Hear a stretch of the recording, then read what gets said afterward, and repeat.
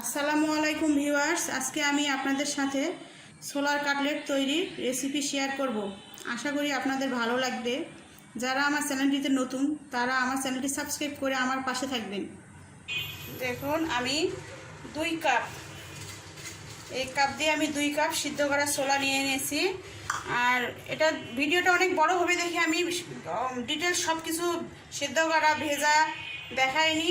আপনারা ছোলাটা 1 রাত ভেজাবেন, যদিও সাথে সময় না থাকে কমপক্ষে 6 ঘন্টা ভেজাবেন। ভেজার পরে এটা লবণ দিয়ে বা হালকা এমনি প্রেশার কুকারে দিয়ে সিদ্ধ দিয়ে আপনি সিদ্ধ করে নেবেন। এখন এটা আমি আপনাদের ব্লেন্ডার করে দেখাচ্ছি। তো দর্শক, আমার ছোলা ব্লেন্ডার হয়ে গেছে। আপনারা ইচ্ছে করলে শিলপাটাও বেটে নিতে পারেন। এখন আমি দিব 1/2 কাপ পেঁয়াজ কুচি, ধনে পাতা দিচ্ছি, ধনে পাতা কুচি, এরপর দিচ্ছি পুদিনা পাতা। অবশ্যই পুদিনা পাতাটা দেওয়ার চেষ্টা করবেন।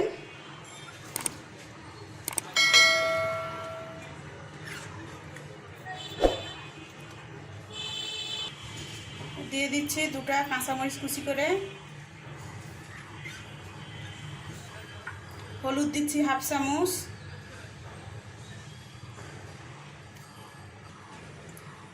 ধনের গুঁড়া দিচ্ছি 1/2 চামচ, এরপর আমি জিরার গুঁড়া দিচ্ছি 1/2 চামচ,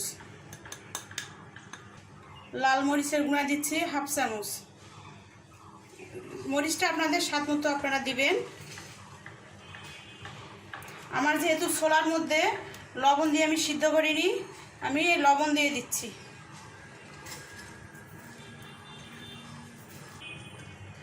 এরপর আমি লেবু একটা চিপে দিচ্ছি, ডিম দিচ্ছি একটা,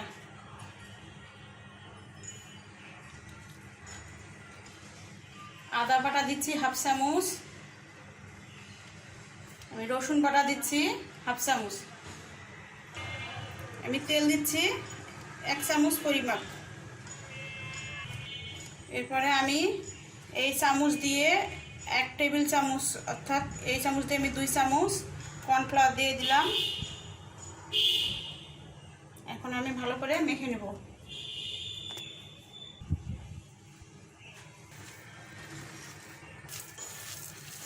আমার মাখা হয়ে গেছে।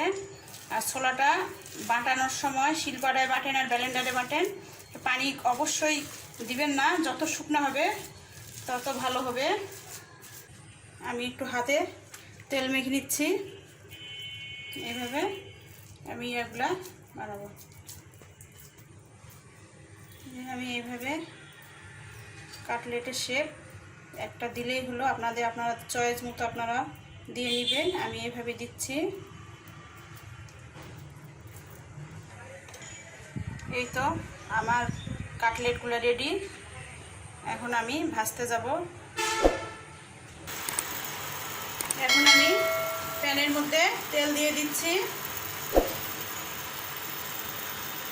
এই তো দেখতেই পাচ্ছেন আমার তেল গরম হয়ে আসছে। এখন আমি একটা একটা করে কাটলেটগুলো দিয়ে দিব।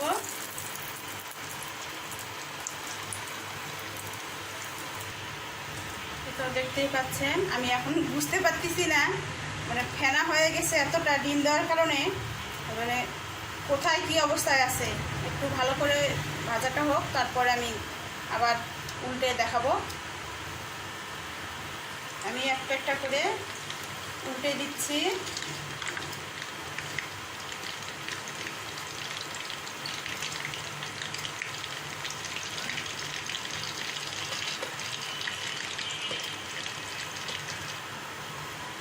তো আমি দেখতেই পাচ্ছি না এমন অবস্থা। আপনারা মিডিয়াম হিটে ভাজবেন।